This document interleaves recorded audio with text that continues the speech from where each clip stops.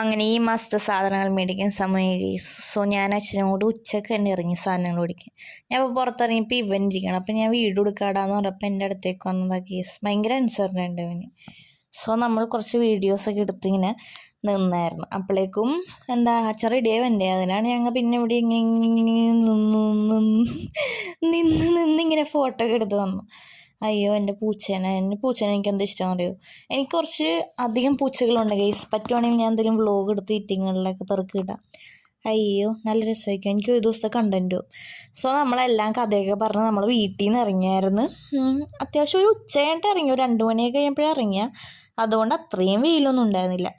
ഡാഡീനെയും കൊണ്ടാണ് പോകുന്നത്. ഡാഡിയാണ് ഗജാങ്കി guys. So നമ്മൾ റോട്ടിലേക്ക് ഇറങ്ങിയപ്പോൾ ഓട്ടോയ്ക്ക് പോകുന്നു ഡാഡി പറഞ്ഞു.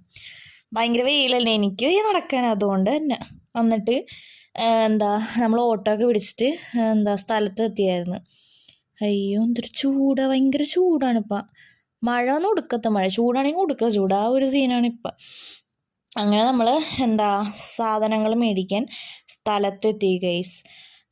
അമ്മ കുറച്ച് ലിസ്റ്റൊക്കെ ഇട്ട് എഴുതി തന്നിട്ടുണ്ടായി. സോ നമ്മൾ അതുകൊണ്ടാണ് സാധനങ്ങൾ അടിക്കാൻ പോയത്. ഓൾസോ നമ്മൾ എക്സ്ട്രാ സാധനങ്ങൾ എടുക്കും, മനസ്സിലായില്ലേ? ബിസ്ക്കറ്റുകൾസ്, ഇപ്പി ആൻഡ് കൈൻഡ് ഓഫ് തിന്നാൻ പറ്റുന്ന സാധനങ്ങളൊക്കെ എക്സ്ട്രാ ഞാൻ എടുക്കാറുണ്ടായിരുന്നു. സോ നമ്മൾ അതൊക്കെ കഴിഞ്ഞ് ബില്ലൊക്കെ അടിച്ച് നമ്മൾ വേറൊരു ഓട്ടോ നോക്കിയിരിക്കണം. ബിക്കോസ് സാധനങ്ങളൊക്കെ കൊണ്ടോണ്ടേ, അല്ലെങ്കിൽ അന്ന് പോയ പോലെ ഇവിടെ ബാഹുബലി കളിച്ച് കൊണ്ടുവരും. ഭാഗ്യത്തിനൊരു ഓട്ടോ കിട്ടി കേസ്. ആക്ച്വലി നമ്മൾ ഭാഗ്യവാന്മാരാണ്. സോ നമ്മൾ ഓട്ടോയിലൊക്കെ ഇങ്ങനെ സാധനങ്ങളൊക്കെ പിടിച്ച് കയറ്റി പോയി. അപ്പോൾ അത്രയോട് ബൈ.